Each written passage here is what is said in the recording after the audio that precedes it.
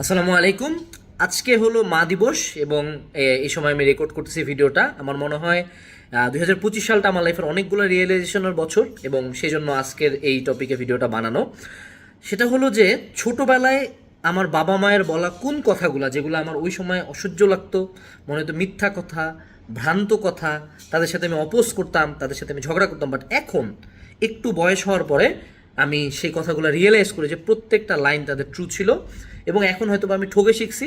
তো এই জন্য আমাকে যেহেতু তোমরা অনেকে ছোট ভাই বোন অনেকে আমাকে বড় ভাইয়ের মতো মানো, আমার ভিডিও দেখো, আমার মনে হয় তোমাদের উদ্দেশ্যে এই কথাগুলো জানা রাখা উচিত। কারণ তুমি যত দ্রুত এই জিনিসগুলো রিয়েলাইজেশন করবা, যত দ্রুত এগুলো বুঝবা, তত তোমার জন্য ভালো।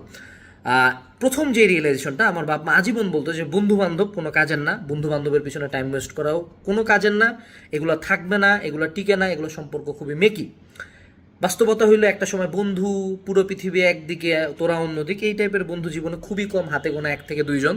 এবং যখন অ্যাট সাম এজ মানে মোটামুটি ভার্সিটি গ্র্যাজুয়েট বা থার্ড ইয়ার ফোর্থ ইয়ার থেকেই সেপারেট হয়ে যাবা তোমরা, ঠিক আছে? প্রত্যেকের ক্যারিয়ার লাইনে যাবে, প্রত্যেকের বিয়ে হবে, প্রত্যেকের চাকরি থাকবে, মানে বছরে 10 বছরে একদিন দেখা হবে না। এবং অনেক মানুষজন বন্ধুদের মধ্যে অনেকে ব্যাকস্ট্যাপ করবে। তোমার জীবনে সবচেয়ে বড় বড় আঘাতগুলো বন্ধুদের সাইড থেকে আসবে, ঠিক আছে? সো ভালো বন্ধু জীবনে খুব কম, হতে মানে 1 থেকে 2 জন, হ্যাঁ? 15 জন বন্ধু যদি তোমার ভালো বন্ধু হয়, তার মানে তোমার একজনও বন্ধু না। তো একটাই সামারি, সেটা হলো যত সময় যাবে তত বুঝবা যে বন্ধুত্ব বা বন্ধুর সাথে আড্ডা দাও, বন্ধুর জন্য টাইম ওয়েস্ট করা, বন্ধুর জন্য জীবন দিয়ে দেবে, এগুলা সিনেমা বা ফেসবুকে ভালো শোনায়, রিয়েল লাইফে এগুলা কোনো কিছু কাজ করে না। রিয়েল লাইফে you are on your own. তোমার লাইফের আপনজন বলতে শুধুমাত্র তোমার বাবা মা, সর্বোচ্চ গেলে ভাই বোন, তাও বাবা মা বাঁচা থাকাকালীন, মরে গেলে ভাই বোন অতটা আপন থাকে না। এটাই বাস্তবতা। দ্বিতীয় যে রিয়েলাইজেশনটা, আমি আমার লাইফের একটা অনেক বড় অংশ, আমার হাইট, আমার চেহারা, আমার শরীর, সব কিছু নিয়ে আমি প্রচণ্ড ইনসিকিউরিটি থাকতাম, প্রচণ্ড মানে ইনসিকিউরিটি। আমার একটা সময় ব্রণ ছিল, এত বড় বড় বড় বড় ব্রণ, মুখ ভর্তি। তো এটার কারণে আমি লিটারালি 3 বছর বাড়ি থেকেও বের হই নাই, এরকম একটা অবস্থা ছিল। তো আমার বাপ বলতে যে আরে পুরুষ মানুষের চেহারা লাগে না, ছেলে মানুষের কিসের চেহারা, চেহারা লাগে না, চেহারা লাইফে ওরকম একটা ইম্পর্টেন্ট না। পুরুষ মানুষের শিক্ষা ইম্পর্টেন্ট, ক্যারিয়ার ইম্পর্টেন্ট, টাকা পয়সা ইম্পর্টেন্ট। তখন মনে হচ্ছে কেন চেহারা লাগবে না, চেহারাই আসল। ওই সময় বিভিন্ন মডেল হ্যান ত্যান বিভিন্ন মানুষজন দেখতাম, আরে কি চেহারা, তাই না? এখন যত সময় যাচ্ছে, যত বুঝতেছি, যত ক্যারিয়ার লাইনে আগাচ্ছি, যত টাকা পয়সা ইনকাম এইসবের দিকে যাচ্ছে, হ্যাঁ, তুমি বুঝবা যে পুরুষ মানুষের আসলেই চেহারা লাগে না। সত্য কথা এটা। আনলেস তুমি চেহারা দিয়ে কামাও, unless you are a model or a নায়ক, anything that involves your face, এর বাইরে কোনো পুরুষ মানুষের পরিচয় তার চেহারার কারণে হয় না, ঠিক আছে? দুনিয়া কন্ট্রোলে কোনো দিন কোনো সুন্দর পুরুষ মানুষ নেই, unless he has other qualities, ঠিক আছে? সো চেহারা নিয়ে পাগলামি কারোই করা উচিত না, ছেলে হোক মেয়ে হোক, কারোই করা উচিত না। মেয়েদের ক্ষেত্রে হ্যাঁ, মেয়েদের ক্ষেত্রে চেহারা সুরত একটা ম্যাটার, একটা সার্টেন এক্সটেন্ট পর্যন্ত ম্যাটার করে, কিন্তু পুরুষ মানুষের ক্ষেত্রে তোমার the only thing you should focus on শুরু থেকে, সেটা হলো ক্যারিয়ার। ওকে, তৃতীয় যে লার্নিংটা, সেটা হলো যে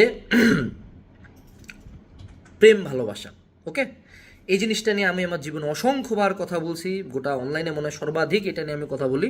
সো আমার জীবনে এরকম বেশ কয়েকটা খুব জঘন্য জঘন্য ব্রেকআপের ঘটনা আছে, যেগুলোর কারণে আমার লাইফ থেকে অনেকগুলো বছর পুরোপুরি মাইনাস হয়ে গেছে, আমার মনের মতো অবস্থা ছিল। হ্যাঁ, তো আমার বাপ মা বলতো যে এগুলা কোনোটাই টিকে না, এগুলা প্রত্যেকটা মেয়েকি এইটার মতো টাইম ওয়েস্টিং জিনিসপাতি পৃথিবীতে নাই।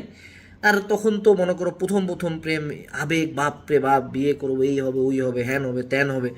বাস্তবতা হইলে কিছুই হয় নাই, কিছুই হয় নাই। সবার বিয়ে হয়েছে অন্য জায়গায়, সবার বাচ্চা কাচ্চা আছে, কারো কথা, কেউ কারো দিকে জীবনে 2 মিনিটের জন্য ঘুরে তাকায় না, চিন্তাও করার টাইম নাই। মনে রাখতে হবে, যখন অভাব দরজা খুলে ঢুকবে, প্রেম ভালোবাসা জানলা দিয়ে পালায় যাবে। বাস্তবতা হলো ক্যারিয়ার। সো এই জিনিস নিয়ে যারা জীবন থেকে মাইনাস করতেছো, ফিরে আসো, তোমার বাপ মাই সঠিক ছিল ইন দ্য ফার্স্ট প্লেস, তোমার তার লগে জীবনও বিয়ে হইতো না, এটাই বাস্তবতা, ঠিক আছে? এটা যত জলদি বুঝবা তত ভালো। 3টা পয়েন্ট গেল। চতুর্থ যে পয়েন্টটা, সেটা হলো যে আমাদের টাকা পয়সার ব্যাপারটা। হ্যাঁ, সো বাবা মার সাইড থেকে সর্বোচ্চ বলা হয়তো সবসময় বলতো যে লাইফে টাকা পয়সা অনেক ইম্পর্টেন্ট, এটা কামাইতে হবে। হ্যাঁ, এবং এইটার দিকে ভালো একটা এফোর্ট থাকতে হবে, লাইফে এস্টাবলিশড হইতে হবে। যদিও এটা প্রথম পয়েন্টটার সাথেই একরকম, ক্যারিয়ারের সাথে, যে ছেলে মানুষের ক্যারিয়ার, টাকা পয়সার ব্যাপারটা সেপারেটলি বলতে হয়। কারণ ওই আমার বাপ বলছিল তুই আজকে যা বাড়ি থেকে বের হতো, দেখি কে তোকে 500 টাকা দেয়। হ্যাঁ, আমি তো ভাবছিলাম যে বন্ধুর কাছে 500 টাকা নেবো, তুমি যাও চাও দেখি কালকে কে দেয়। তুমি কালকে 100 টাকা ইনকাম করার ট্রাই করো, ঠিক আছে? তুমি বুঝতে পারবা যে এটা কতটা মানে পেইনফুল। তোমার বাপ যে তোমারে এমনি খাওয়াই পালে বড় করছে, হ্যাঁ, একটা আইফোন যে চালাচ্ছ বা যে এসি রুমটাতে বসে আছো, তোমাকে বুঝতে হবে যে এসিটা লাগছে তোমার বাপের রক্ত ঘাম করা টাকা দিয়ে। ওকে, সো এই জন্য টাকা পয়সার ব্যাপারটা লাইফে অনেক বেশি সিগনিফিকেন্ট, অনেক বেশি সিগনিফিকেন্ট। এটা যে কত ইম্পর্টেন্ট লাইফে, এটা একান্ত একটা ছেলে মানুষ সবচেয়ে বেশি বুঝতে পারে। তো তুমি একটা সার্টেন এজে যায় বুঝবা যে টাকা পয়সা কতটা ইম্পর্টেন্ট। যে জিনিস তোমার কাছে 10,000 টাকা 15,000 টাকা এখন টাকা মনে হয় না, চাকরির বাজারে ঢুকো, 20,000 টাকা বেতন 25,000 টাকা বেতনের জন্য তোমার সাথে 1,000 জন ফাইট দিতে রাজি আছে, 1,000 না 1,00,000, ঠিক আছে? তো এই জন্য টাকা পয়সা লাইফে অনেক বেশি ইম্পর্টেন্ট, এটার পিছনে ছুটতে হয়, না চাইলেও ছুটতে হয়। এটা বাবা মা অনেক আগে থেকে বুঝায়, কিন্তু বুঝি না আমরা। চতুর্থ যে পয়েন্টটা বাবা মার বলা কোন কথাটার সাথে আমি এখন বুঝি যে অনেক কাজে লাগে, সেটা হলো যে আমাদের সকল প্রবলেমের সমস্যার মূল হলো মোবাইল ফোন। ঠিক আছে, জিনিসটা খুব ক্রিঞ্জ, যেটা নিয়ে কত মিম হয়েছে, কত কিছু হয়েছে যে মোবাইল ফোন, তোমার মাথা ব্যথা হচ্ছে এটার কারণ মোবাইল ফোন, তুমি অসুস্থ হয়েছে এটার কারণ মোবাইল ফোন, এগুলো মজা করে বলা যায়। কিন্তু এখন অ্যাট সাম পয়েন্ট, এখন যখন আমি সোশ্যাল মিডিয়া হ্যান্ডেন সব কিছু বাদ দিয়ে ফোন চালানোটাকে একটা লিমিটেড পর্যায়ে আনছি, এখন বুঝি যে আমি আমার লাইফে আরও অনেক কিছু করতে পারি এক্সট্রা করে, অনেক সময় বের হয়। ফোন কতটা খারাপ জিনিস এটা ফোন একবার বাদ দিলে বুঝবা, ফোন চালানো একবার কমাই দিলে বুঝবা। তো এখন এই যে স্ক্রল করতে করতে খুব ভালো লাগতেছে, লাইফে যখন 2-3 বার কট খেয়ে যাবা, ধরা খেয়ে যাবা, তখন বুঝবা যে ফোনটা তোমার কতটা বাজে ছিল। সো মোবাইল ফোন আসলেই তোমার লাইফের অনেক সমস্যার মেইন রিজন। তুমি জাস্ট তোমার ফোনের ওয়াচ টাইম বা ফোনের যে স্ক্রিন টাইমটা কমাও, 16 ঘন্টা থাকলে এটাকে 8 ঘন্টায় আনো, তুমি দেখো তোমার লাইফে বেশ কিছু ড্রাস্টিক্যাল ইমপ্রুভমেন্ট আসবে। ঠিক আছে, লাস্ট বাট নট লিস্ট, অনেক ছোটোবেলা থেকে আমার ফ্যামিলি আমাকে হলো সৃষ্টিকর্তার সান্নিধ্য বা ধর্ম পালনের দিকে প্রচুর বেশি এফোর্ট দিত। ঠিক আছে, প্রচুর এফোর্ট দিত। যদিও আমি এখনও ওই লাইনে খুব একটা ভালো মতো যাইতে পারি নাই, বাট অ্যাট সাম এক্সটেন্ট এখন বুঝি যে ওই জিনিসগুলো থেকে যে লার্নিংগুলো থাকে, ধার্মিক বিষয়গুলো থেকে যে লার্নিং বা যে পিসটা থাকে, এই লার্নিং বা এই পিস তুমি পৃথিবীর কোনো জায়গায় পাবা না।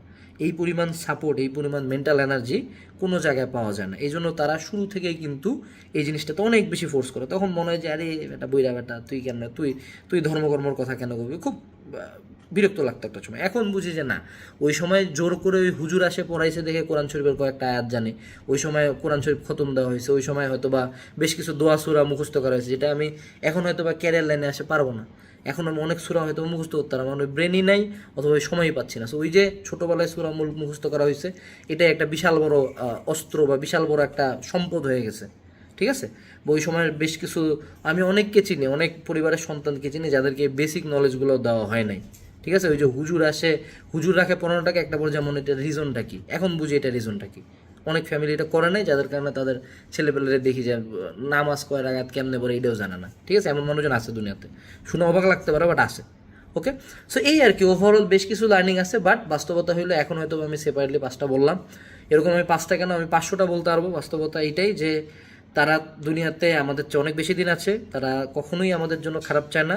সো বাপ মায়ের বলা বা বাপ মায়ের সাজেস্ট করা 99% কথা হয়তো বা ভালো, 99% কথা ভালো, 99% কথা লাইফে কাজে লাগবে। সো ট্রাই করবা তাদের কথা শোনার, আনলেস এটা তোমার জন্য হানিকারক। এটা বাদে তাদের মেজরিটি কথাবার্তা শোনার চেষ্টা করবা। এটা থেকে লাইফে কোনো দিন 1 সেকেন্ডের জন্য, আমি আমার বাবা মার কথা না শোনার জন্য অসংখ্যবার ক্ষতিগ্রস্ত হয়েছি। যেমন একটা খুব বড় ক্ষতিগ্রস্ত হওয়ার উদাহরণ হলো যে যখন হলো করোনা চলতেছিল, তখন আমার কিছু ইনকাম হয়েছিল, ওই ইনকাম দিয়ে আমি একটা গাড়ি কিনছিলাম।